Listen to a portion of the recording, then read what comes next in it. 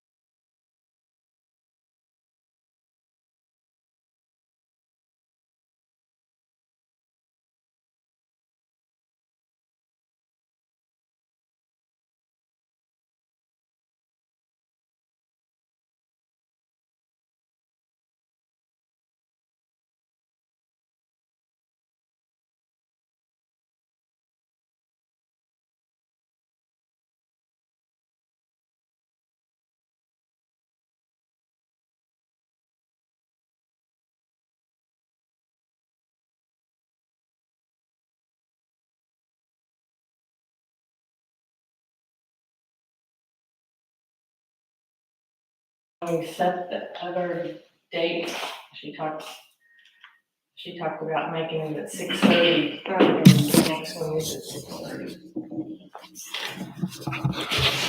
All right.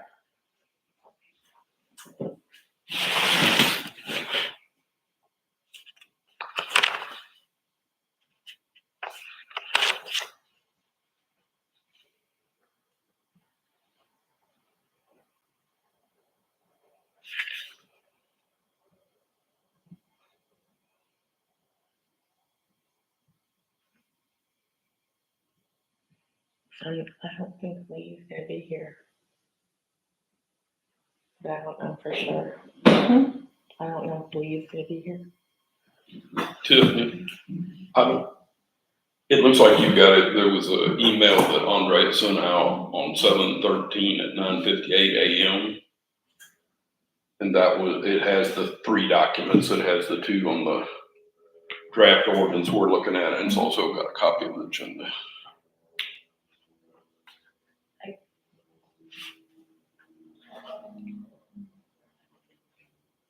I have one that says, I'll get the most current drafts and we'll post it and send a direct link, and then there's a giant image. No, this was, like I say, it was what's 7/13? Is that, I don't even know what today is. Okay, it was yesterday. Yeah, it's pretty recent. Yeah, it was yesterday. Building regulations, workshop agenda. Yep, got it. Okay. Okay, let's go ahead and get started.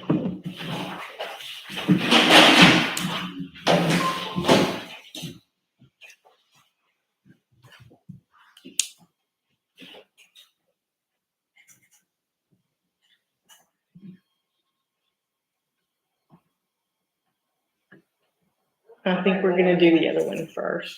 Yeah, planning. Planning and development. All right,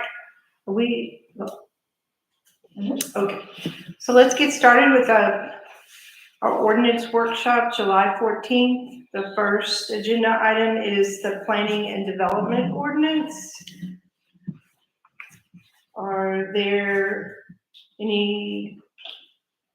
Is there any discussion about what was added? Section 3 contains the edits from the last workshop, July 5th, and section 4. What was that about section 4? The edits from the last workshop were made to section 3 and to section 4. Where are 3 and 4 over here? Section 2. I'm sorry? Just muttering myself, go ahead. Okay. So my question is, are we okay with those suggested edits from the last workshop? If we are, I can accept them, and then, I wouldn't go that quick. I'd like to go down through them. oh, I thought you'd already looked at it. Well, I did look at it, but then we're only meeting now. I'm sorry? I did look at them before the meeting. So- Now we're having the meeting. So do you have any discussion on it? I do. Okay, what is it? First of all, I don't know what, on the very top where you say city regulations, you got R1. Oh, you're starting district. over at the top? Okay, I misunderstood. Okay, I'm with you now. Go ahead. Well, I thought we were here to discuss the whole Well, draft. we have been through all of it, and I accepted the changes from the last meeting. I wasn't made here at the edits. last meeting. Okay, so let's start over then. What are your, Well, you have a note out here, or something about this, it's R-1 district, and it's a single family question. I mean, I don't know. There's some note that we need to distinguish between, but it says definition. So are we saying R-1 district means single family? yes. Okay. And now the comment was a question from Laura, do we need that? We discussed, yes, we do, because we're having commercial. So I removed her comment and accepted the change to keep this as R1 district single family. All right, when you say R1 district equals to a single family, are you saying the R-1 district is the area in Mountain City that has single family residents in it? Yes.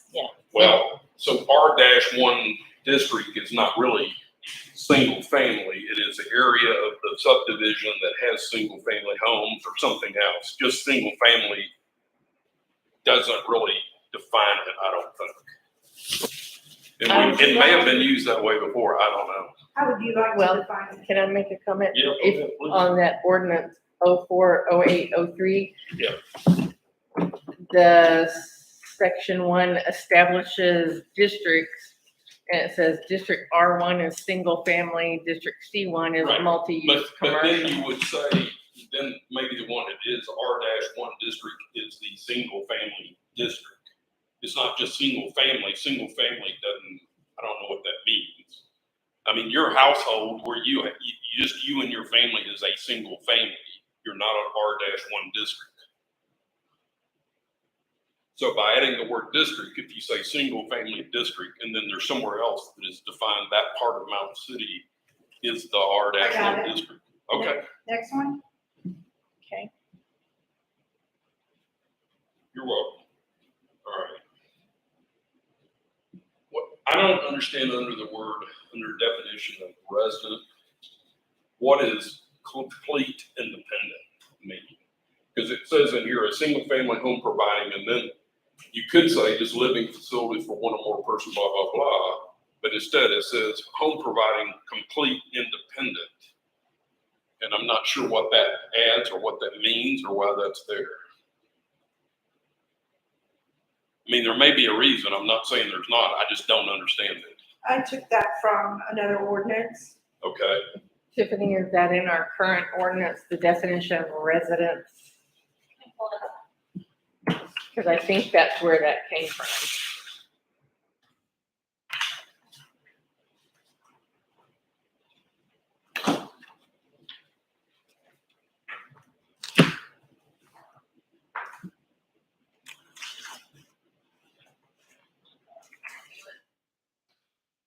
Sorry, I'm not able to, scroll down far enough on the menu. I got it. Resident shall mean a single-family home providing complete independent living facilities for one or more persons, including permanent provisions for living, sleeping, eating, cooking, and sanitation. Okay.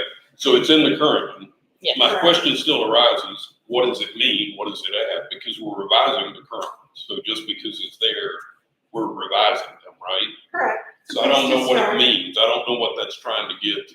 I'm not saying that it's not there for a purpose. I just don't know when I read it, what it's for. When I read complete independent living facilities, that means that the single-family home is independent from any other facilities in terms of living. It's contained, it's independent. Well, but I mean, what's the difference than if you don't have complete independent? You say a single family home providing living facilities for one or more persons. I mean, what does that add different than the rest? What I just said, independent. Independent in that it's not relying on any other facility in order to live there. It's Well, self-contained, so. Take it out and read it as providing living facilities for one or more persons, including permanent provisions for living, sleeping, eating, cooking, and sanitation. What about those makes you think it's not self-sufficient or independent or? I understood it as it was, so I don't care how we reword it so that you understand it. If you want to say living facilities for one or more persons, including blah, blah, blah, I'm fine with that, which strike the first part. Yeah, I mean, I just don't know what complete independent means. I If somebody understand thinks that's there, well, my I suggestion, understand I'm that. just trying to tell you, would be to remove that phrase I in these two understand words. that. But if anybody else has got some reason, a strong reason to put it in, I'm okay with it. I just don't know what it means in this context. Next one, All right, you go down, I don't know where your sections are,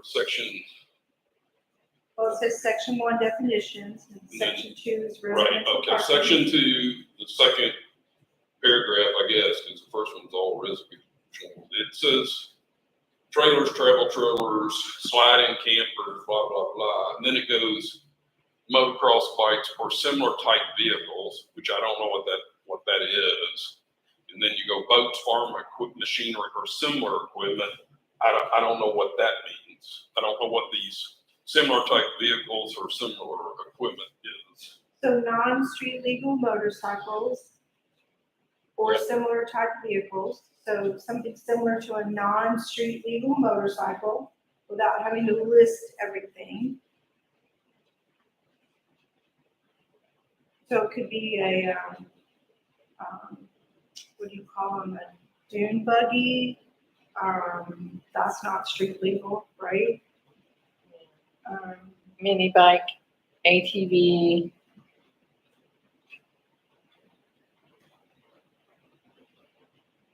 I think the similar type is.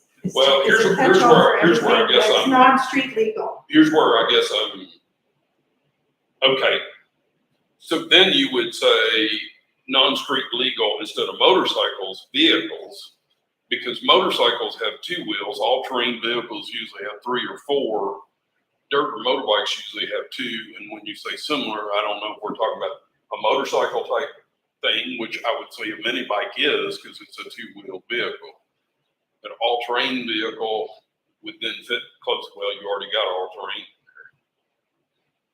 It's just the 2 of them linked together between motorcycles and all-terrain vehicles. I think they're different enough. So what's your recommendation?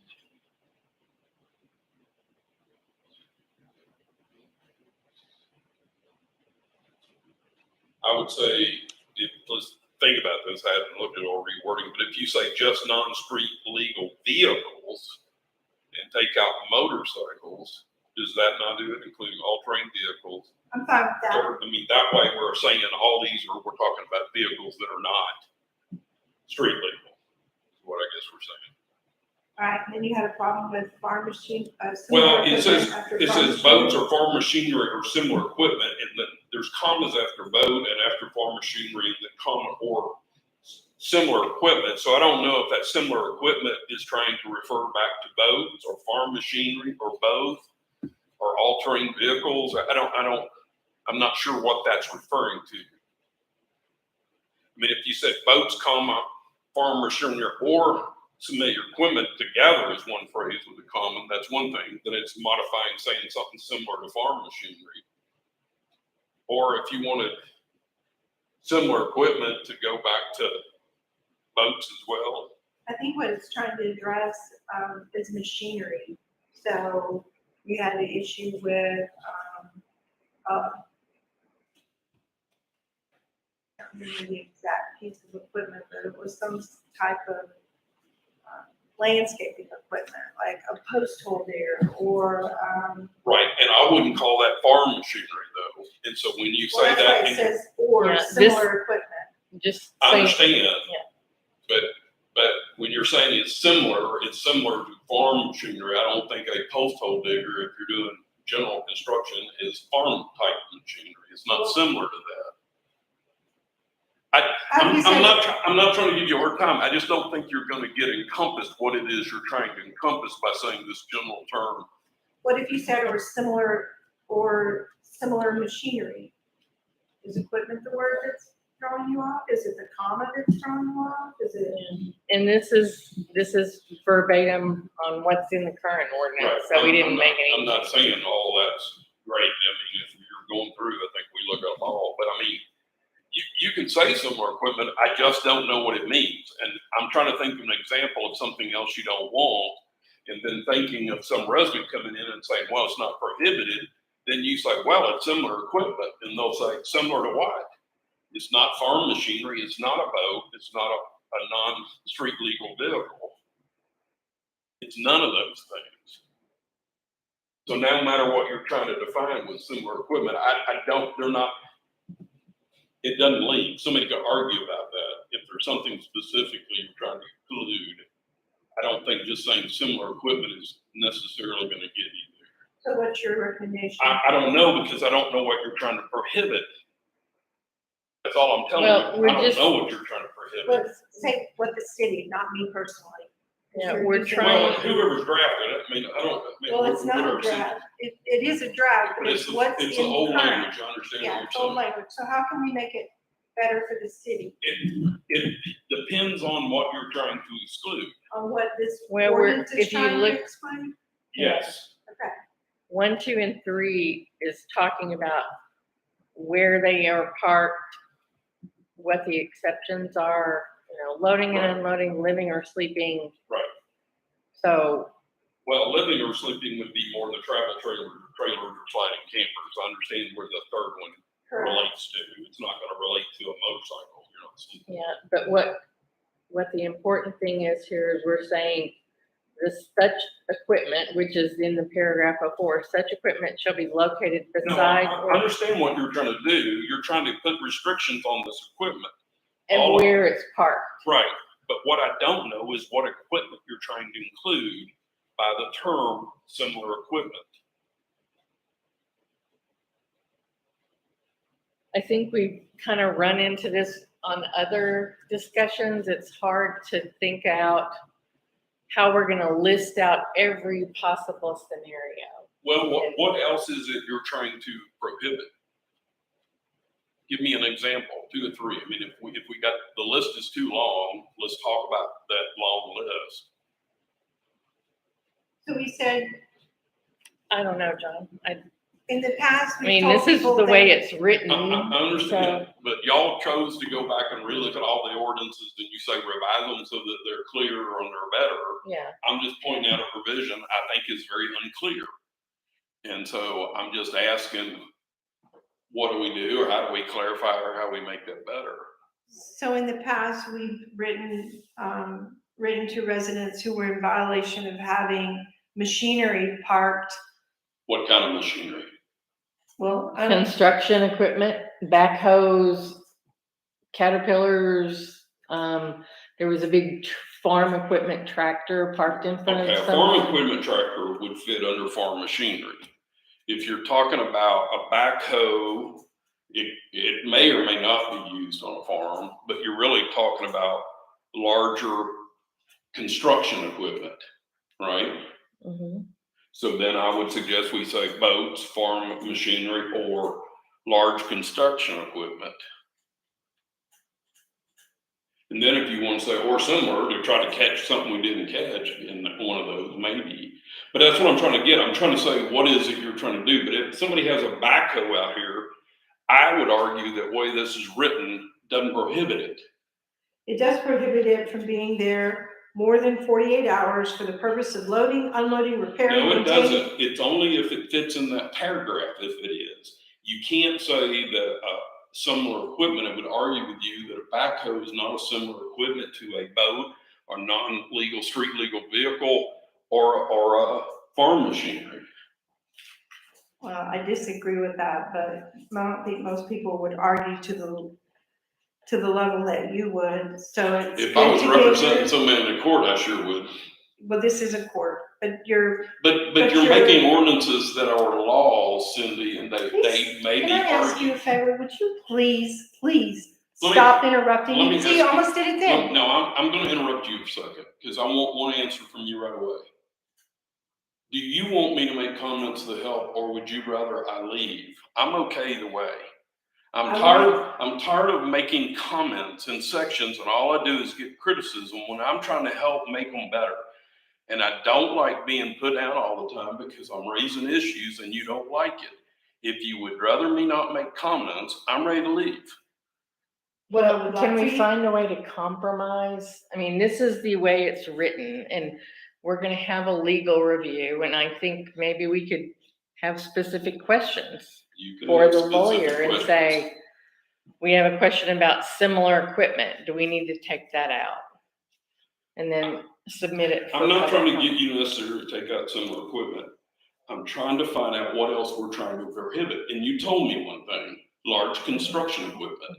So I would say we add, after farm machinery, large construction equipment. Which And I that's not have. defined where, Can we move on? I've added that. okay. comment. Okay. And I've circled similar equipment so that we could raise that issue with the attorney if we need to. What else you got? Well, let me ask you another question though. The only problem with what I just told you, what if somebody's building a new house, and I know there's almost no lots out here, and they want to do a backhoe to go Mhm. level the land? We're now saying, if we look, maybe we back off and don't put it, I don't know, because then you'd have to get special permission to have that there. Could that be something that we would include in the variance request? We could, but, and maybe that's okay because almost everything's built out. But, and I don't know whether Ralph thinks all these fit within our commercial properties or not. I don't think so. I think we were trying to keep those Yeah, separate. these are but- residential only, Okay. and then the commercial will be in a separate section that we can, Then I think we're probably okay because there's so few lots that are not built out here that you're unlikely to have somebody trying to come and grade. mhm. Or if you did, it's one variance maybe. So that's probably okay. So leave it as it is or include a variance? Let me phrase it this way. I don't care if there's farm machinery out around. I don't care if there's a tractor. So personally, I don't even care if that's in there or not, personally. I understand why people may not want it. And then if you don't want construction equipment, large construction equipment, I'd say add it. If we don't care if it's out there, I mean, if I see a backhoe in somebody's yard, I think that's neat. I don't care, but I understand my neighbors may not like it. So I don't have a strong opinion about it one way or the other, Yeah. because I don't care. I like machinery, so.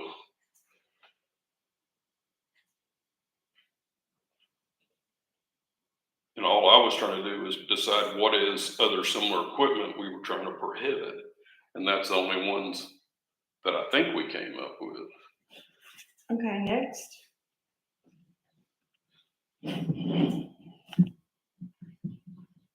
Scroll down.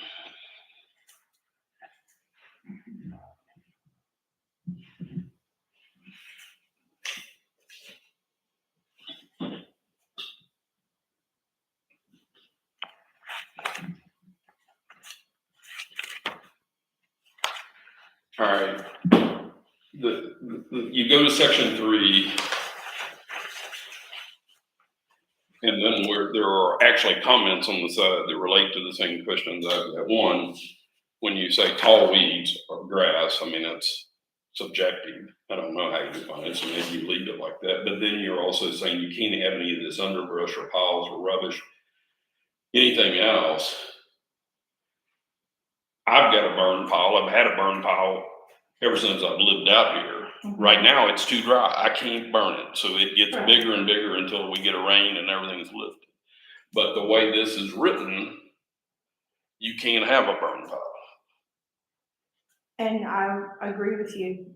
We have a burn pile Right. that when the county lifted it last week or week before last, we burned 3 days in a row. Right. But I think it's reasonable that if, to me, it's pretty recognizable that it's a burn pile. But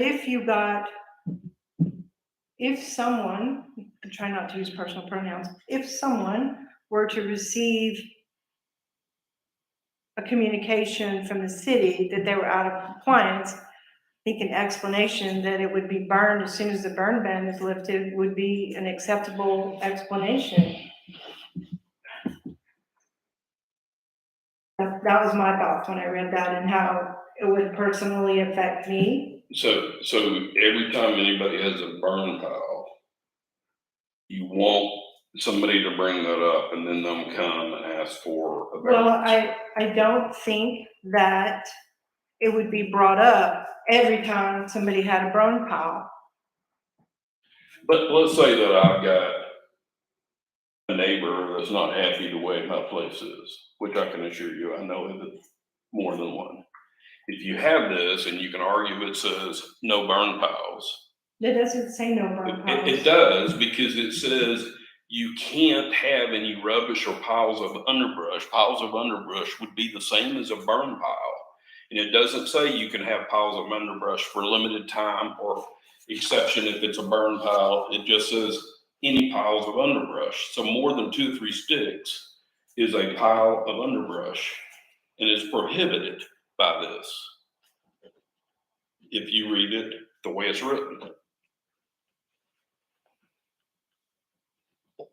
We could add a paragraph about burn piles. Well, or you could say piles of underbrush, comma, except for limited size burn piles, or, something of that sort. What if we said comma excluding burn piles? And I would say reasonable size burn piles or something, because you don't want the whole yard full of brush, and they're saying it's a burn pile. Excluding burn piles of a manageable size, reasonable size? I mean, what's the difference between reasonable?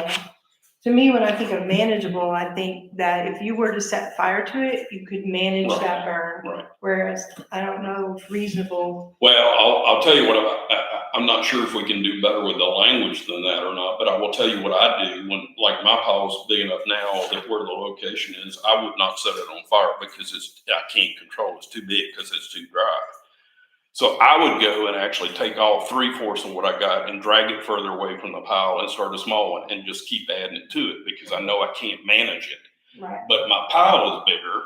Somebody might say they don't like the size of my pile, but I don't know. If you said manageable, I mean, you could argue I managed it by moving it out. When I started, it only had a small portion that I started the fire with. So yeah, let's try that. Okay.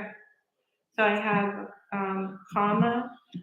Well, we already have a comma after underbrush, but we're. I would put after underbrush, let's put just a bracket, piles of underbrush, then in parentheses excluding manageable burn piles into parentheses. And that way you know it's tied to piles of underbrush and not the rest of it. All right, anything Now, else? yeah, under that one too, we talk about then there, or safety hazard to the public. Are we saying that refers back to the weeds or grass or rubbish piles, or is that what we're trying to find back, or safety to the hazard? Or, I think that was added because we talked about dead trees right, that could fall on a vehicle or a pedestrian or. And I don't that, really want us run around trying to tell everybody what trees they can and can't have. I mean, it's your liability, period. yeah, and the whole purpose of the ordinance is to make sure that we're protecting the health and safety Right. and sanitation of our city. Well, the way it's written, that's why I'm asking, because I didn't know if there was something else you were trying to exclude or not. I would go and say that you're saying you can't have tall grass or rubbish or piles or underbrush or any unsightly, unobjectable, unsanitary matter, or I don't know what you're saying, or safety hazard, because the or safety hazard involves more than just brush or rubbish or stuff.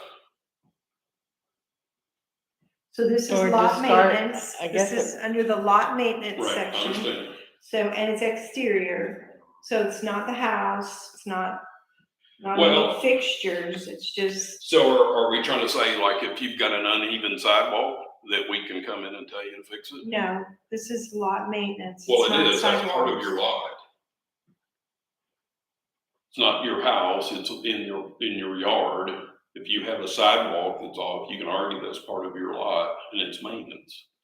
I think the spirit of reading this, the intent is that it's to do with keeping up with the natural elements on your lot, so that Here's it's what not here's what I don't unsightly. like. I know that was added.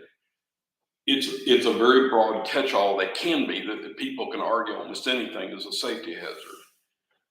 I don't really like regulations that don't tell people what we expect, and that it leaves them open to be attacked and saying, well, that's a safety hazard.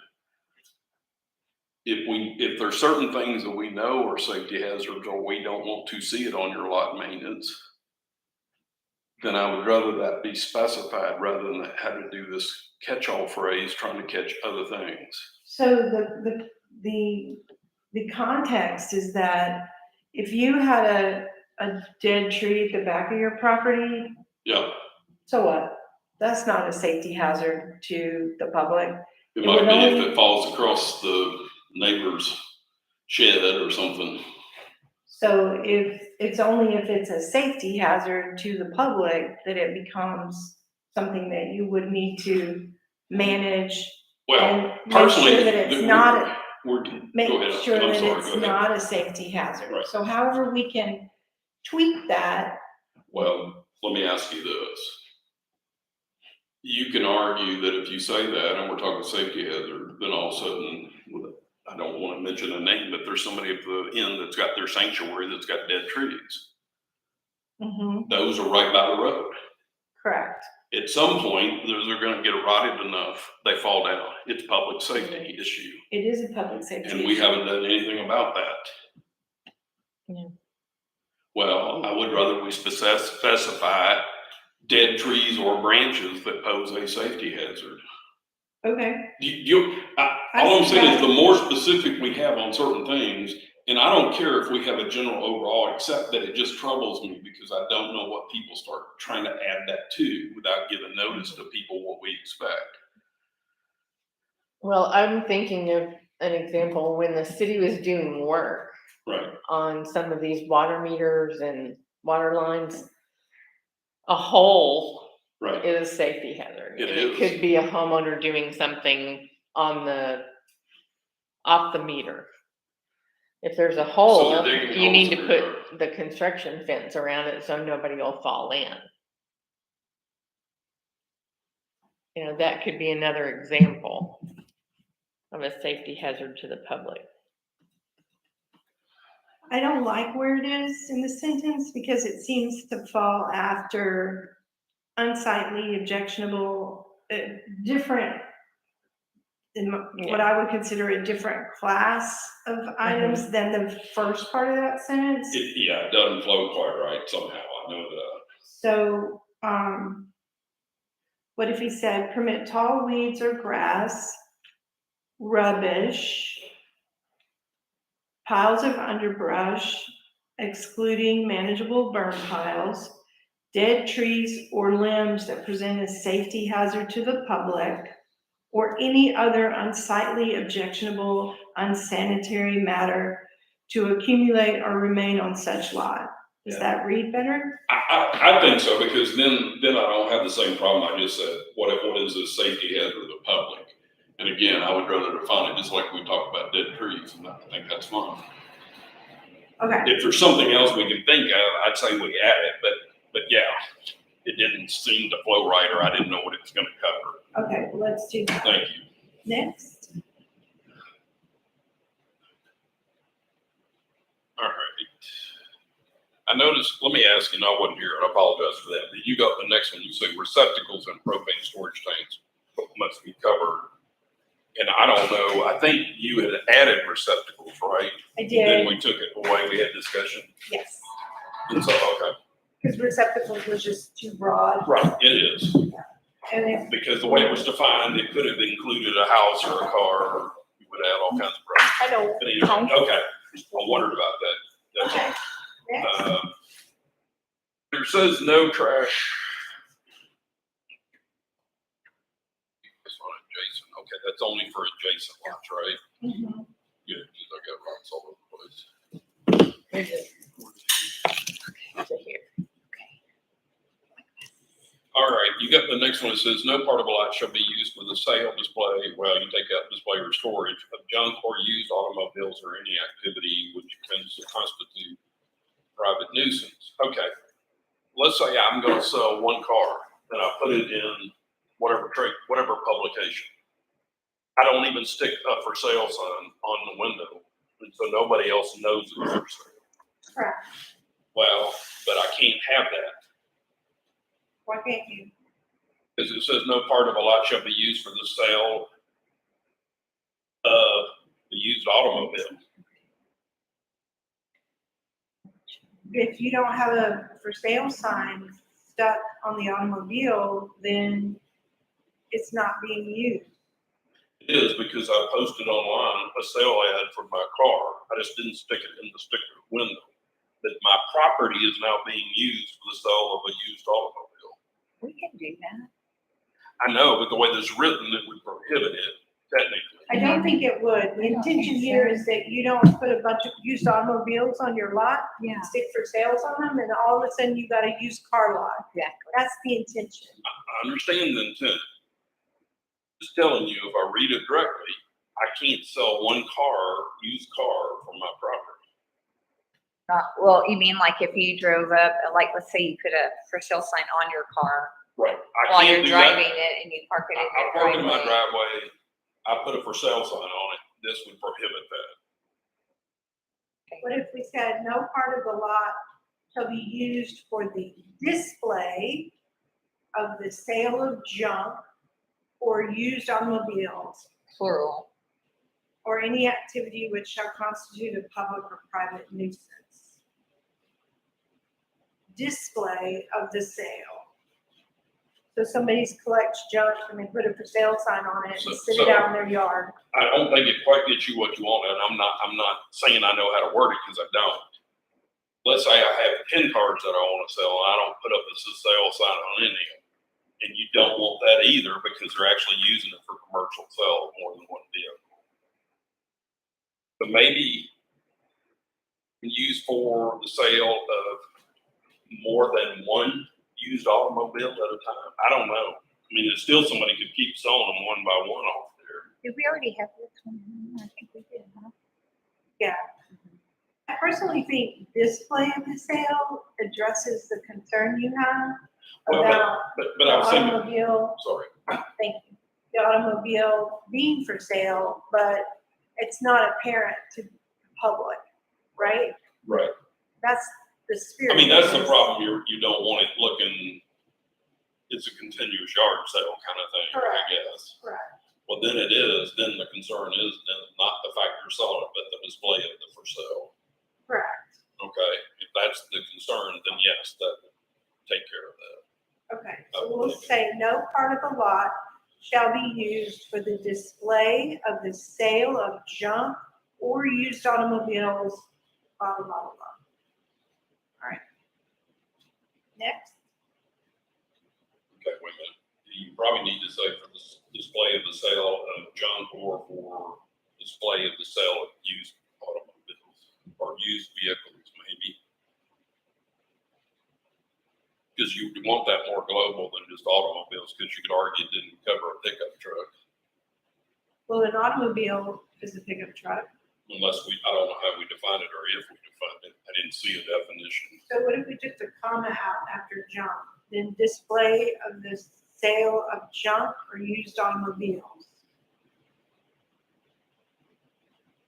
And I would put in vehicles instead of automobiles, Or we just could to be say broader.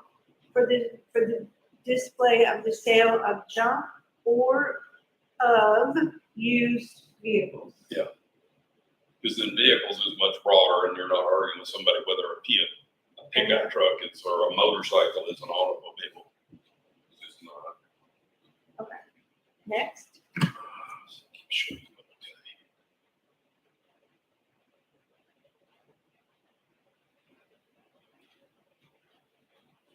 I mean, it's probably already in there. I don't really like the whole content of an activity which shall constitute a public or private nuisance, because I don't really know what it is, what it encompasses. But I understand it's a catch-all to protect yourself somewhere. Okay.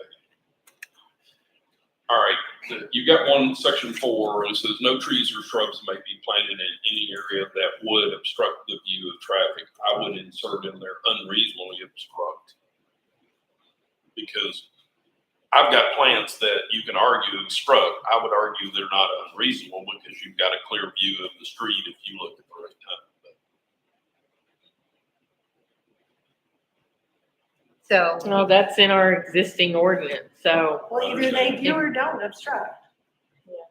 When you say, I'll explain my That example. would with obstruct you. it. I have a corner. I'm on the cul-de-sac, right on the corner. I'm not on the cul-de-sac, but my front yard faces the Live Oak Court. right, Right, I'm on Live Oak. There are people that have complained that they couldn't see because there's a couple of bushes and flowers on my corner. Now, Ralph talked to me and I wouldn't trim them. But I can argue that there still is some obstruction from those. But it depends on how you drive. I try to tell them that if you're driving up to the intersection, you look right and you can see all the way up the hill, all the way for anybody coming. When you get right at the intersection, you may or may not, depends on how big my bush are, but it wasn't an unreasonable obstruction in my mind if it's low enough, because you have time to look that way to see if there's somebody coming. you can pull up to the intersection and see the street and it's not obstructed by your plants, then I think it meets the definition of this. But if I pull up to your stop sign and I can't see the street because of your plants, then it's obstructed. Then I'm gonna tell you that because it depends on the angle where you're talking about, because it doesn't say you pulled to the end of the street and you look, because everywhere further back you look, there's gonna be some obstruction of the street, depending on the angle you're going by. I And think, that's why I'm saying unreasonable, because it's not any obstruction, it's where the obstruction is and the extent it's Well, it obstructed. says obstruction at any street intersection or curve. So to me, that means you're at the intersection or you're on a curve and you can't see the street because there's plants or shrubs or something obstructing. That's fine. I mean, I see what you're saying, I don't know. So basically, all you have to do is, whoever it is keep them trimmed, right? Well, or in my case, I may be in the needing to cut them down because we can't do it. But again, I think it's an issue, quite frankly, of bad driving, because I have a harder time getting out of my driveway because there's a hill. And if I look up the hill, I don't see anybody. I start to pull up. There's many times there's a car right on my bumper because they're coming over the hill too fast, right? I have an obstruction of view. It's a hill. It's a train. If I go down by the cul-de-sac pull out, as the people are driving up the cul-de-sac, all they got to do is look up the street. If they look up the street, even when they get straight to the street, if you argue, you can't see there. And I argue you could. You pull up a little bit or back up a little, you can see it. But they have more time from their view in the back before they're driving up to see a car coming than I ever do. And so I don't, it's just a pet peeve because of people complaining. I go, well, I got more obstruction here. Nothing you can do. It's a hill. Right. It's really the speed people are driving. If they were doing the speed limit, even if you came out of an obstructed place, you would have enough time on a straight lane like mine to stop. You know what I'm saying? So it's more of a speed in my mind than it is. And yes, you can put enough that you totally can block it, and then you can't see anything. You're always taking I risks. have pulled up to some intersections that people have used shrubbery as a, like a natural fence or. Well, you're property trying to keep divider. light off your house to a certain extent. And I have thought to myself, oh gosh, if that gets any bigger, I'm not gonna be able to see. Right. So I think that's what this is No, I trying understand. to address. No, I do understand. I mean, that's why Yeah. I was just trying to say on a reasonably struck, because people can argue and say one blade of grass is obstructing my view because I looked and I couldn't see, an Yours eighth are of an inch. pretty, the stuff you have really. Oh, thanks. It's really That's my pretty. I ex-wife's fault. always- Yeah, I love what she did there. Except all my cactus are. Well, pretty much here's dead. another way to look at it. Yeah. We're just talking about trees or shrubs. You are. And I think we've talked about this before. It's subjective. Someone in an SUV can see over Right. a different level than someone in a Mini Cooper. That's true. So we can't, to list every scenario and cover every And scenario that's why I was adding the in word an unreasonable. ordinance, I don't think it's possible. I mean, that's fine. I mean, I would argue for unreasonable being there, but if y'all don't want, that's fine. I understand that. I think we do need to add the second sentence, any trees or shrubs, because we're not talking about Yeah. just trees. We clearly state trees or shrubs, so we need to be consistent and say, trees or shrubs that obstruct must be kept trimmed or removed by the lot owner. Because Definitely sometimes you get consistent with the first trees, and all you need to do is raise the canopy. one. The lower branches, Yeah, yeah. so you can see. What about the sentence we added? That one bothers me because, I mean, it doesn't bother me. I guess we're telling anybody that if a tree's on your property and it extends over the street, they've got to trim it. To a 14-foot clearance. To the 14 feet clearance. And that's for emergency vehicles. I would say, because it just says anybody and it doesn't say who made, I would say any resident that has trees or limbs. We gotta say it from their property over, because the only ones you're responsible for for the ones that are growing on your property, right? Because this doesn't really tell you who's responsible for it. Right? So any resident with trees or limbs located on or over a public street shall be maintained by said residents.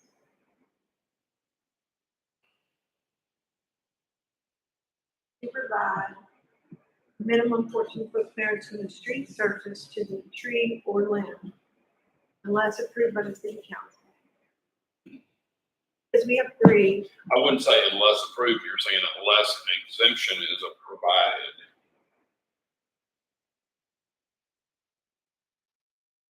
And the obstruction is clearly marked.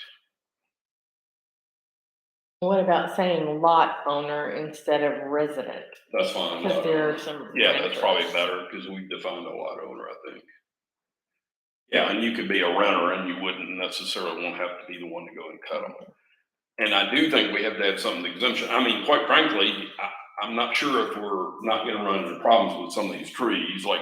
we have 3, we have recognized 3 from the last. And the one across from mine and Ralph, the sign is so small when the sun's a certain way, I know you can't see it because I've seen people come really, really close. And Does it have a sign on both sides? no, Ralph's got it on one little thing, but it's up on a branch. And it really is not that it's the time of day where the sun is and where it hits. Because I've been there certain times, you can't see it. Other times when the light's just right, you can see it fine. But I'm just thinking trucks, vehicles, campers, trailers, they come in and out of there all the time. And so we might, I mean, I can't discuss it, we're outside the ordinance, but as far as the signs, they may need to be bigger or exemptions maybe need to look at or something else, but Those signs are this big. they're this big, and Ralph's got the one he's got on the branch, and it's barely there, and if the sun hits, you can't see it. It's a good 12 inches across, because it's, That's fine. yeah. It's We also, probably need to think it's also about something Cindy, else the for view that of where it particular is, because site. it's up on the side of his, it's Okay. not right over the road, it's on the side on the angle. Okay. Unless you happen to look up and see it, there's a real good chance you look up and don't see that sign. I'll tell you on that one, I don't know about the others. I don't know. Okay. What does the sign say? Is that low? land? Caution, or I don't know, it's yellow with something on it, I think Might it's not say caution. anything, it might just be a regular stripes, I can't remember. No, it has wording on it. I think it may say caution, or I Maybe don't. it says I don't know. caution, or maybe it just says low clearance. Okay. Yeah, I don't remember specifically. Okay, next. And the only reason I bring that up, somebody else had moaned and groaned that had a camper out that they've almost hit that one a couple of times. They don't see it. They don't see So the it sign. seems like that's just a circumstance where it needs to be clearly marked. Right. And I'm just saying what we've done may not be enough, but anyway. Okay. And I do glad you have it that. I'm trying to think of are there ones that somebody's got them over a street that's close to a power line? I guess they still could call PUC to try to get it done instead of them do it. I don't want somebody get electrocuted trying to cut their own trees. Well, that's just a Darwin issue that they need to decide for themselves, right?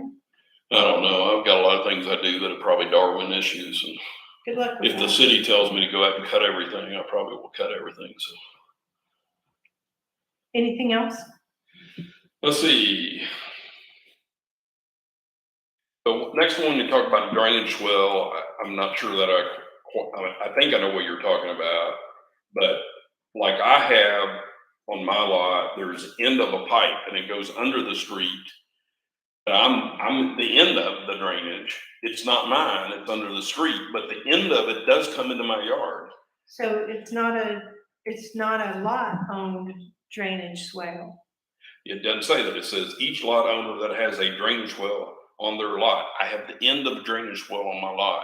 So arguably you could say I've got it I would clean. say that drainage swale is on the street, not your lot. Okay, This is primarily the ones that go under your driveway. right. No, I know. Yeah.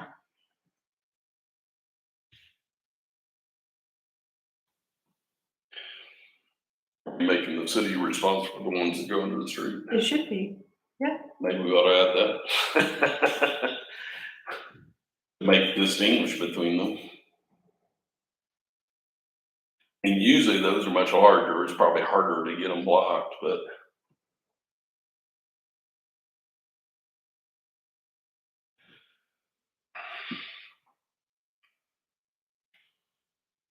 Maybe.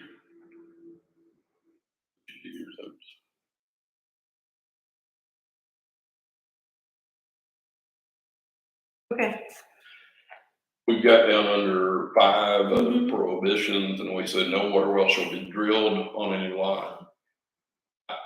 I don't know if this is a big issue, but I know some people used to dig wells. I don't think you probably would around here. So drill or dig or construct, I don't know. I'm okay with drill because I don't know, you're probably never gonna reasonably dig your own. right, yeah, Not It's here, just too so hard. lots are- So it's probably okay. All right. Done with planning and development. thank you for your comments. Okay, you ready? We've got 37 minutes for building regulations. And this one I may be slower on because I didn't have a Word version, so I've gotta go and skim it. Hers, I had a Word Okay, version, so I okay. could do it easier. Just for Suzanne's benefit, when we get to this section, there's a section on signs. Okay. We have an old ordinance that deals with signs. This is a copy of that. And then, this ordinance 040803 is a zoning ordinance that talks a lot about restrictions on commercial. So we need to figure out a way to combine these two somehow between commercial and residential, not necessarily changing these, but we're gonna review them, probably not tonight. But what I did is started with, the building regulations section, Mhm. and knowing where we're headed, I changed it to say residential building regulations, because this is strictly residential for the R1 section. Okay, And we took out junk vehicles because that's in a different section that we've already addressed. Right here, John, where it says lot shall mean and refer to lots zoned R1, Okay. and I put residential. Should we say instead single family to match the one we just talked about? No, I think you're fine with that because then you're saying a lot and you're saying refer to lot zoned in R1. And we already talked about a R1 district or whatever it was before Okay. the other one. And that means that area of the subdivision that only have residents. And then you clarified about the residential. So you're saying you're excluding anything commercial. Okay. I think that's fine. I think it's clear. And rear yard, the existing definition just says rear wall of a residence to the real line of the lot. I changed that to rear property line. That's probably a typo that's been there a long time. And on side yard, it just talked about adjacent side line, so I added property. And in the general provisions, we changed city council to board of adjustments. Is that because it's building? Because we Yes. changed all the other ones to city council? Yes. You know, I brought that up one time before. I wish we would actually just get rid of the board adjustments and bring that back in under the city council because we don't have a separate one. And then it would be easier on all these titles and then you only got like the city council. And Well, you're not there gonna is- say it. There's something in board of adjustments on this too. Okay, so we 03. got other reason for Yeah. other ordinance. Okay. Yeah. I'll hush. Can I make a? Sure. So in all the other provisions, general provisions was first. Before the and then definitions. definitions, so just to Okay. be consistent. Okay. Thank you. Well, typically most will start with definitions and then start with the general, but I mean, it's Okay, not critical. It's still in the same article in here. okay. And then this section, architectural control, we can rename that or just leave it the same because it's really building regulations, but it is architectural control or Right. something. let me back up one, and again, I'm not saying remove it. We have the adjustments, waivers, or variance. We've also had other draft ordinances where we've kind of got this general provision that says that if any of the ordinances in here, you can ask for a variance or adjustment. I don't really,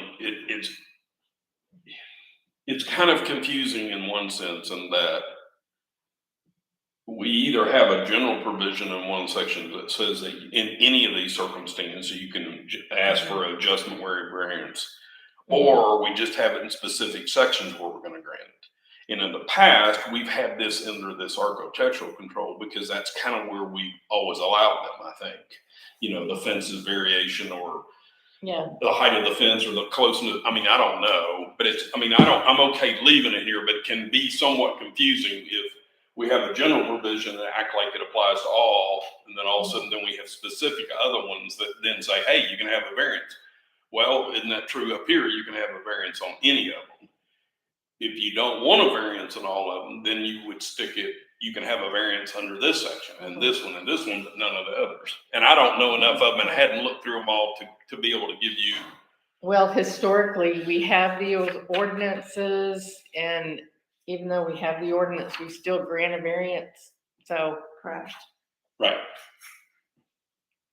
I mean, I'm not asking you to change it now. It's just something to overall to think of the structure of how it does, because it can be somewhat confusing to have them. And I think there's others that we've already approved, maybe that have the adjustment waiver or variance Within the section. if there's like a hardship for the property owner. Right. So I'll move it, and then one of the questions we can ask the attorney is, when we're putting it all together, Yeah, it's gonna be more of a. are we gonna have the same thing in each chapter? Yeah. And I think our ultimate goal was to boil it down to smaller pieces so we don't have to redo the whole ordinance. Right. If we're making The one. problem with that though, is you talked about at one time making individual discrete ordinances that had everything. Mhm. And then we started talking about enforcement and you said, well, let's do a big enforcement that covers them all. Well, all of a sudden then you didn't have a standalone section because you don't have the enforcement part. Yeah, we're And gonna. then we have talked to- about animals and we talked about sanitation with animals and I brought up, I didn't want the animal poo, I wanted people to pick it up. And we go, oh, let's don't put that in animals, let's put that in sanitation. So the only reason I ask those questions, every time you do that, you're taking away from what your original concept was, is what you said was standalone sections. Mhm. If they're standalone sections, then every one of them, if you want an exemption variance, you do it. If you're not, and I don't care one way or the other, but we've already broken them up Okay. where they're not standalone anymore because you don't, just for the fact you don't have an enforcement provision in them. We haven't gotten there yet. I know, but that will be a separate section. It's not Right. part of this. So Right. then it's not a separate standalone architectural because it doesn't have its own enforcement. It has a whole other area that's got enforcement applies to it. So it's not standalone anymore, is all I'm saying. And I don't care, but that was different than what we originally said the concept. Okay. Any I have a hard comments time on this next one. Sorry. Any So- comments so far except those? Well, I've got some more under X03 architectural control, the one you were just talking about. Okay, You go in and said the Board of Adjustments shall approve said plan specifications unless it is in the majority opinion, the finished product would materially and detrimentally affect the value of the land or property of Mountain City. Or the finished product does not meet restrictions or building codes as listed herein. Okay, I think I made a mistake here, because didn't we agree to take detrimentally affect, or are we leaving that out or leaving it in? Detrimentally affect the value of the land and properties in Mountain City. Trying to look back. I will tell you, I think we have a problem leaving it in. The reason. Well, I'm being- trying to think about last time we met about this specific. Okay, Yeah, I didn't make a note that specific to that. So I'm sorry if we talked about it and I failed to note it. But I don't have any notes on that. We talked about it being so subjective, remember? well. Yeah, I Kind think of what, we talked about it being very subjective. yeah, It's also more than subjective anymore, because remember the one I tried to change a long time ago, and we probably didn't change it everywhere after we needed. there was a statute that came back and said that you could not disapprove of any building construction that used construction materials that were approved in the last 3 versions of our building code or whatever it is. Before that, we used to say that the outside of your house had to be rock, or it had to be, hardy plank or whatever the thing was, right? We used to also say you couldn't have metal roofs, and we didn't do other. And I'm thinking that might be in this 03 statute, I think, or ordinance. I think I've read that, but I can't Well, promise we that used to to them. have that in ours that said you had to have that. And then I tried to get them changed. I don't know about that one because I never looked at that. Okay. Because the statute changed and said you couldn't prohibit building materials, the use of building materials if they're approved under these building codes. Well, building codes approve all kinds of sheathing materials. We changed exterior wall material. Right. But look what it says here. It says plans and specs, the finished product would materially determine the effect of the value. The only thing we're talking about material effect of the value of property would be exterior, because whatever they've done in the interior, you don't see. It's not gonna affect it. Or you don't I have. think we discussed lean-to sheds and we didn't want to allow those. Right, but I don't know that you can prohibit that. And we need to ask our attorneys about that, but I don't know that you can, because Okay. And I think this provision where it says the finished product will materially and detrimentally affect the value of the land and the properties, I think we need to ask our attorneys if that's allowed or not, because then it does become very subjective on whoever's making those controls. And if you're not careful, you'll go to somebody and like Lee was trying to say the other day, they had a building on a metal roof, and he said, we don't allow that, dude. We didn't ask. And I said, I don't think you have a choice now, because it's an approved building material. You have to allow that. That's why that all happened. Right. That's what happened, because all these people were restricting what you could build on your place and stuff. And then all of a sudden The state the made builders or whoever wanted to get it went in and got the law changed. So what if we say after unless, we strike everything to the word "the" on the second sentence at the very end, so it reads, Board of Adjustments shall approve said plans and specifications unless the finished product does not meet the restrictions or building model codes as listed herein. That's fine. And I just added the word model because that's the definition or the name down here. Building model. Okay, building model codes. And then where that does raise the issue, you were talking about somebody does a lean-to thing off the side of the building. Then you may not, if you delete that, and even if you leave it, I don't know that you have the right to tell them that or not. Well, in this 03 ordinance, it talks about the duties of the Board of Adjustments. That's in there too. So we got to look at that. Well, I'm not sure we're talking about the same thing. Like somebody said they didn't want a building where it was like a lean-to thing off your house, right? Where you use one wall of your house and you're coming with a slope roof or whatever. I think it was referred to as a goat shed, right? like what they have right here is when authorized by the Board of Adjustments in accordance with provisions of Section 2.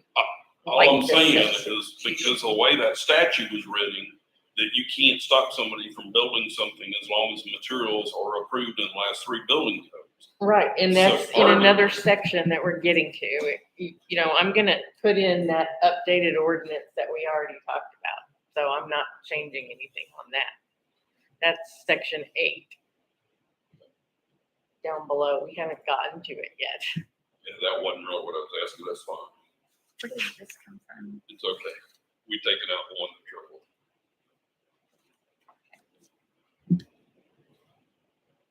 Are you okay with 2? Any comments about that?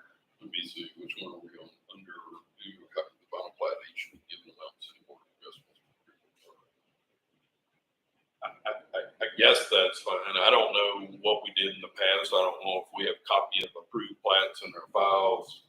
Yeah, that goes with Do we? the application. I know we asked for them now. I just didn't know if we had them for everybody or not. I just added the word "the" before Mountain City for readability. Okay. Say that again, Cindy. Add the word "the" before Mountain City for readability. Shall Oh, be New given Mountain to City, yeah, the Mountain that's, City yeah, Board of it's a good Adjustment. catch. I gloss over stuff sometimes, but yeah. Okay. And And then, then, Or let me ask you, it really doesn't need to be given to the Board of Adjustments, right? Oh, no, you're asking for approval. It does, okay. Sorry. and on number 3, I switched the word "is" to say, such approval of projects is automatically rescinded. okay, Took out automatically is rescinded. Is it red sign? Such Okay. approval of projects automatically is rescinded. I would say it is automatically rescinded. projects is automatically Automatically rescinded for yeah. projects not completed within 1 year unless an extension of time is granted by the Board of Adjustments in writing. Good job. And I can't tell them, it looks like there may be a dash after the period, minor detail, no big deal. Yeah, I can fix that. Now we didn't really get into this number 4 too much, but since we have an ordinance on building model codes, and we've talked about the requirements for an inspection of a backflow device on swimming pools, I added something on number 4, a copy of the approved plans and specifications of a residence along with the certificate of building code compliance shall be kept on file by the city of Mountain City. All right, who gives the certificate of building code? That's what we didn't discuss. I think since we have the building codes now, and we're talking about new residences, because in the next paragraph, we're gonna talk about grandfathering existing. Yeah, I Building. don't know if I like that part either, but How, Tiffany, how would we make sure that new construction meets our building codes since we don't have an enforcement officer or an inspector? I don't know if we can enforce any our building codes, they can pay for a third-party inspector to meet code, like the national codes. Mhm. Like we started with like the swimming pools, and the homeowner has to pay for that inspection, and they provide it to us. We think it would work in a similar way. I mean, I think again, it's because almost in- all the lots are built, it's kind of hard to say, but when we've had them, we've kind of, the last was up toward the front. I believe ours, we did 2 things. We told them that their house had to meet the building codes as approved by the city, which were also adopted by us, but then we were putting it off on the county to do that, and we said the same thing on the septic system or whatever sewage system, that it had to meet the approval of the county. And I believe that's the way we've done it. We have regulations, and I know Ralph brings it up every time about when we say we're adopting some different version of a building code. He wants to know what the county has, or anybody else, because he doesn't want them to be inconsistent. And I've always thought the reason he was doing that was because then we can say you got to comply with the county's building codes, which then mirror ours, so they're not contradictory if it's the same version. But we, from my view, and I'm no expert on this at all, my view has always been that on the building codes, we've always relied on the county for the sanitation and for the Yeah, actual that's just structure. sanitation though, but our building Well, no, I codes that thought we did it for all the stuff on the building materials, because there's whole building codes out there, No, we adopted electrical, Right. plumbing, architectural, yeah. building. I mean, we've Several got of the them. same ones, but I think the county also has the same ones. But there's a sanitary that talks about the county regulations in another section. Well, So- I mean, all I'll say is at this point, I think that's one that we need to be clear on, and I'm not clear on because I don't know how they overlap and do it. But if the county doesn't also have the authority, which is what we've been relying on, we need to know that, because then anybody could come and build anything because we say you prove it, then we would have to have an inspector or somebody come out and use the model codes that we approved, right? Yeah, But we don't have an inspector, we don't have anybody to do that. So in essence, anybody could come and build anything they wanted to. And unless we hired an inspector or did something, we would Well- never know. think about those 2 lots on Poplar that are for sale, and people are gonna be building new houses someday. And then we had the newer house that was recently built Right. on poplar. And No, I know. it was, everything before now is granted an exception I to don't want having to grant, that. I don't want to grant an exception. Well, we have an exception already that, I wouldn't grant another one over it because what we don't know is that everybody that was between the time they were granted exemption and anything built afterwards, we don't know if those are to code. And if we find they're not to code and they were built after a code existed, then we could require them to fix it. yeah, If you grant them immunity and give them, saying, hey, except for, then you don't have that power. okay. Well, let's see the way this next paragraph is written. Structures constructed to, and I just put in the effective date of this ordinance, which we don't know what that's gonna be yet, are allowed to remain until such time as the structure requires major rebuilding. And that's the current ordinance with February 13th, 06. Right, and I would go and say structures constructed prior to the effective date of the original ordinance and put it down are allowed to remain.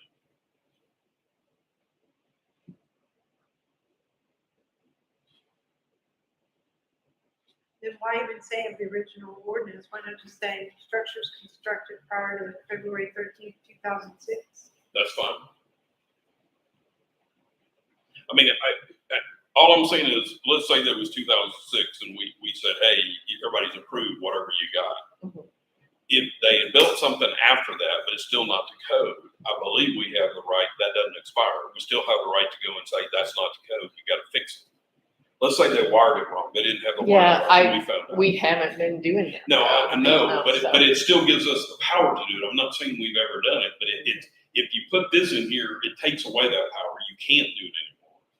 And I don't want to lose that power, even if we've never exercised it. Keep the date. But then the next sentence says, at such time, any non-conforming structure shall be rebuilt in accordance with this ordinance. And that's fine, because then you're saying any non-conforming structure. So if it was built before the effective date, it is, that's the only ones you're referring to is before that date. Or you could say anytime, any non-conforming structure built before the date, the 2006 date, to be absolutely clear. That seems redundant. Back up to number 4. Okay. I wasn't ready to move. Okay, A copy of I'm just playing with wording. okay, A copy of the approved plans and specifications of a resident, along with a certificate of inspection of building model code compliance, shall be kept. We don't care who does it. Yeah. I mean, we have to accept that it's done by someone legit, right? But either the homeowner could have one done themselves, or if the county does it, then we could I take think it before along. we change it, I think we need to write ourselves a great big note and understand what is the interaction between us and the county. Because I don't want to assume that the county does or not. Because sometimes there'll be places saying that if you're an independent area, then the county doesn't have its jurisdiction, then the city does. Right. And I don't know out here, that's the position we've taken, but I don't know if that's correct or not. I just don't know. So that's what I was saying before, Cindy. That one's one that raises a big red flag to me, and we need to find out. And then we need to find out what the county, if the county still does that, then we need to find out what the county issues. Like a lot of times they'll do building permit, they'll do inspection. I don't know what they do. And then the other thing, I guess I have a question on that one. Approved plans are pretty easy because you've got the drawing or architectural drawings or whatever you've done. And I guess specification, I guess that's also part of the plan, right? I don't know. Right. So I would say approved plans. I'm not sure what all the specifications should be in the plans, I think. I don't know what, I mean, and I'm not a building expert, so I don't know whether it should just say approved plans or it should say approved plans and specification. I don't well, know. here's an example that I'm thinking of. Okay. One of the recent swimming pool building permits that we granted, on their application, the company that was doing the pool specifically listed Specs. the building codes for electrical, plumbing, swimming pool, fence, enclosures, and they listed it all out. Right. So they're kind of ahead of us saying, we're gonna make it to this specification. And I haven't seen that on any other request. No, we don't need it for fences because there's no electrical. Well. But if they're adding a shed with electrical and water, you know, I just don't know if they're tied together or they're separate or what it means is all I'm saying. Because I can think of, if I've got approved plans, I come in and say, I want to put a wooden fence. It's going to be located here. It's going to be made of cedar. It's going to be 8 feet tall. It's going to have bracing behind it. Well, that to me is sort of plans and specifications. I mean, I guess it's okay to say and specifications, but let's say that then they say, well, I got the plan. What specifications do you want? can we say a copy of the approved plans and specification? Well, it says of a residence, or we could say, or auxiliary building, because that would be a building that could have power, if it has power. Some of them don't. Well, okay. So, yeah, I mean, it depends on what we're trying to keep copies of, and I think we ought to keep them on everything. I like adding or auxiliary. Well, what else can they do, though? That doesn't have it for swimming pools. I for thought example. auxiliary was ancillary is what it's called. Yeah, There's a section ancillary on building. Ancillary. We use about 3 terms for that. It's really inconsistent in the current version. It's used ancillary, it's auxiliary, it's something else. I think there's 3 different terms that essentially mean the same thing. Yeah, I think we're gonna stick with ancillary building. But like you say, though, especially in swimming pools, because we're treating them, we're going to treat them different than everything else. So it's not just the residents, but you want the swimming pools and ancillary buildings or anything else requiring a building permit from the city. Yeah. Okay, so I need to work on that a little bit. And then effective date of the ordinance, I think we need to think about that a little bit more. I'll leave it February 13th, 06. I think we'll have a lot of residents that get angry if we say, okay, well, I'm not sure when our shed was built, but it was there when we moved in 08. Right. I wouldn't want to have to go back and rebuild it because we know it wasn't done up to code. Yeah. Somebody got happy with a nail gun, but it works. The electrical is fine, but we don't have anybody saying that it met a code. Yeah. I would just leave February 13th, 2006 and strike the effective date of this ordinance because Okay. we're really not changing anything that they're required to do. The only significant, more of a flavor that we're changing is we're not dictating materials and we're referencing the building model code. To me, that's really the only change. True.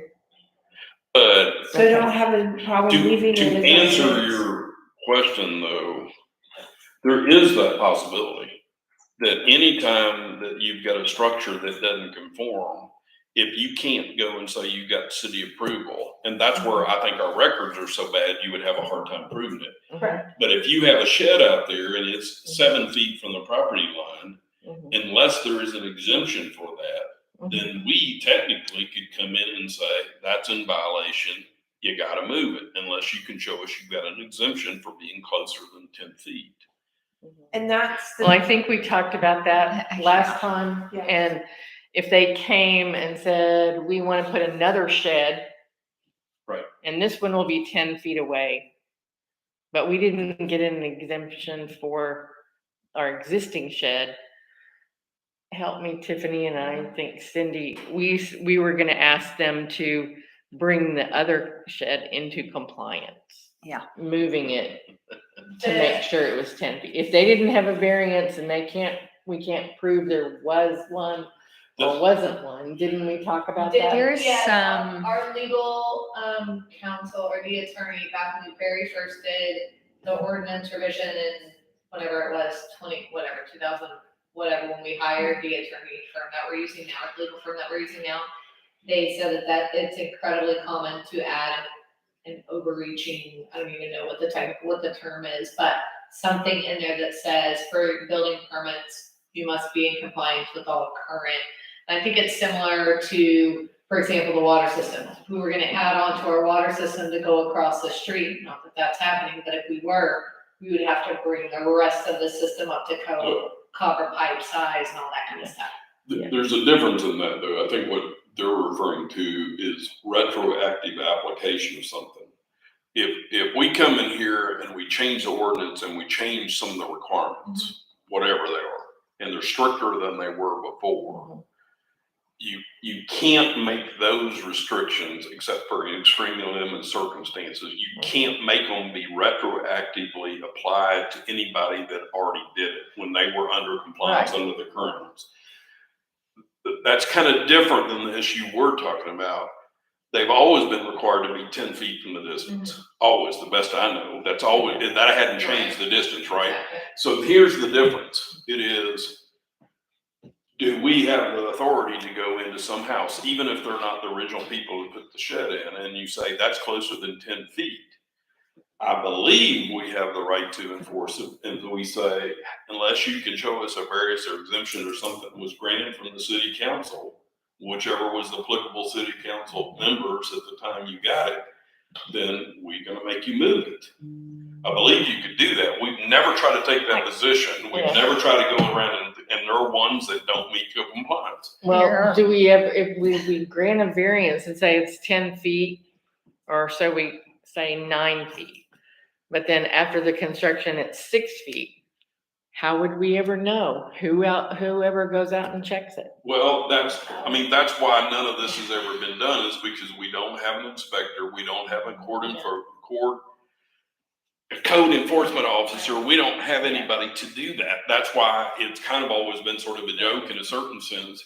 You go do it, and let's say that we see somebody's 9 feet and you estimate it, we don't really have the right to go back. Well, we might have the right to go back and look. I'm not sure about that. I have to think about that because it's on private property.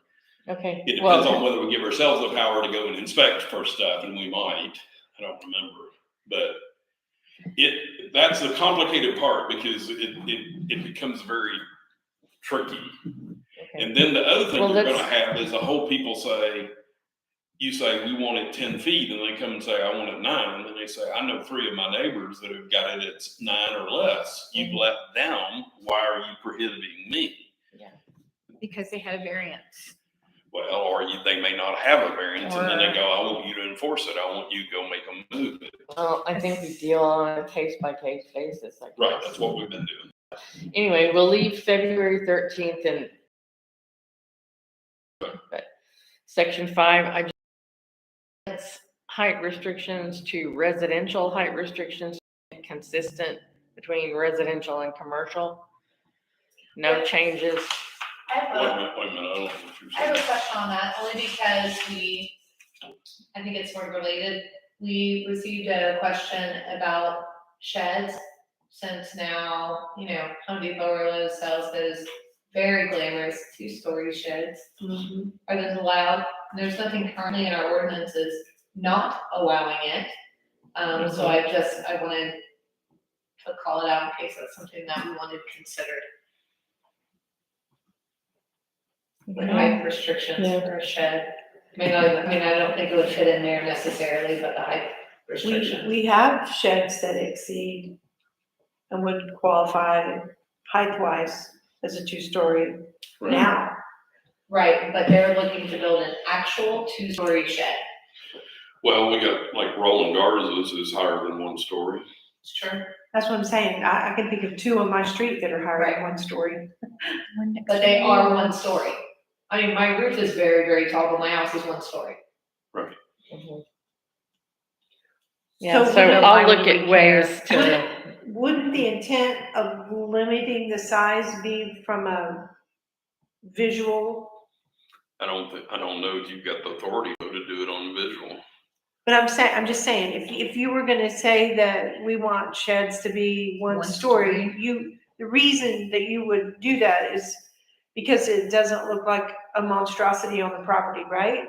It's a visual, It is, because you could go in there and make two really low, two low but floors. we also have had the visual saying we wanted stone walls and siding of a certain kind, which we no longer can say because of the statute. But that's materials versus design. Yeah. Right. But we need to go back and look at that statute, because as I recall it, it says you can't limit somebody from building something as long as the materials they're using meets the building code. And we've already sent that to legal, and legal agreed with that. So, and what that means is you can no longer prohibit a 3-story, I don't think, because the story, it has to have a certain structural integrity to meet the building codes to be 3 stories. So we didn't ask about that, so I don't. And know. that's what I'm saying, I don't We asked know. about specifically Right. the material. The materials on that But side. there are height restrictions all over this country, so, I think we- different than stories, of course, but. And I think that's something we probably ought to have Ralph ask our attorneys in light of the statute, because I think you're exactly right. We might want to start putting, if we're allowed to, we might want to start putting height restrictions, and then we don't care if they got 3 stories or 4 stories, as long as the overall building doesn't exceed, 20 feet or whatever it is. I mean, look around We us, have there's a a- lot that are very tall. There are. A lot. We have a restriction. Sorry, they're all yeah, But to around. me, a shed is different than a garage. You're building a garage, you're building RV storage, whether you use it for that or not. A shed is not, doesn't generally have a giant garage door used for vehicles. Because then Small it wouldn't be a shed. shed. I mean, but those are right? ancillary buildings, whether you call it a shed or a We RV call it storage everything. or a shop or whatever, but I mean, A we're just, detached garage to me is different than a shed. right, but we don't define it. We're defining it as ancillary building or auxiliary building or whatever other term we Yes. currently use. Not attached, right? Meaning it's not attached to the resident. But we can have detached structures or detached garages, correct? We We can't. can, And we can, and I mean, my next door neighbors, I remember when they built it. Yeah, So, I think they got a variance, didn't they? I don't know, it's made out of red iron. I mean, So, to me, if you come in and you With got a the big 2-car doors garage that you're doing and the- detached, It's you can beautiful. call that a I like workshop. it. You can call It it a wasn't garage. You fighting can call it an about it, but- ancillary building. You can call it a storage shed for my lawn equipment. It's really an auxiliary or ancillary building that you're building for whatever purpose. I don't think we can control necessarily. Well, we define ancillary building as a structure, the use of which is incidental, appropriate, and subordinate to that of the principal structure on the same lot. That's an important note, the fact that you just said subordinate of it, because in the same email, I received a question about the size. And this came up when the detached garage off of Pin Oak was approved for classic car storage. Right. Which I have no personal issue with whatsoever, but there were complaints saying it's bigger than the footprint of the house, which it might be. The house is 2 stories, so it's probably not bigger than, definitely not bigger than square footage, but that came up as well. Can it be bigger than your house? Yeah. So we could say an ancillary building could not exceed the same number of stories as the principal residence. I mean, And 2-story, footprint. yeah, a 2-story house could Again- have a 2-story. Again, Ancillary I building. wouldn't want to say that unless we had legal look at what we can, whether we I can think legal's do looking at restrictions. everything, right? Legal's gonna look at everything. No, but Yeah. I'm talking specifically because before we even get the others, I mean, the height is a pretty big deal that's different, and we don't have any restrictions. We don't. Whether or not we want to add that, and maybe whether we want to add that before all this process is done is a question. The one thing I do know is that certain people, certain cities have restrictions on how much, I can't think of the right term, it's non-developed property you've got because of Right. rainfall and drainage and all that stuff. Impervious cover. Impervious cover, thank you. Do we have that in ours? I can't remember. No, And see, that's Chloe suggested that, so that's on my. we do have it in our, and we're over time, you guys, by the way, so probably have to end everything soon. 7:30. But we do have something like that in our, that what we wrote up for Anthem, they have a certain percentage. And that was what I was gonna say, probably makes sense as far as something sprawling building, if we have it where you have to have so much impervious land. then that keeps you from building one big building that covers all your yard. If you have, I mean, that may be the way, you're not. One other thing, John, you weren't here last time. There, on this copy that I sent, it's like the Texas legislature adopted the International Swimming Code in Right. 2019, saying cities were allowed to adopt this code after that time. Okay. We don't have We probably a need to swimming adopt it. pool code in our building model Yeah. code. we So probably ought to adopt it. maybe we could add that. Yeah, that should be under the ordinance we got with Liz, but So, I don't have. and a we'll problem just with that. leave that off there. And But we need to just make ourselves a note, something like you have, that we need to add it to their other ordinance. for next time, if we get to it, maybe just take some time to read this sign ordinance and the, in effect, zoning ordinance from '03 and compare the commercial versus residential to make sure, since we're doing residential, we have everything in residential that needs to be residential, and then figure out how we're gonna, Is this the, this is the signs. so is that, There's a section. Commercial. There's a section of signs that deals with residential signs. This is about billboards and electronic signs, so we might think that that applies to both residential and commercial, or just commercial. Okay, are we adjourned? 7:35. We are adjourned.